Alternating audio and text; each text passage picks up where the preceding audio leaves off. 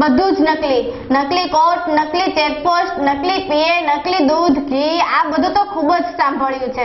ત્યારે વધુ એક ઘટનામાં અમરેલી એલસીબીએ નકલી પોલીસ કર્મચારી બની ખાખી વર્દીમાં ફરતા ઈસમને પકડી પાડ્યો છે।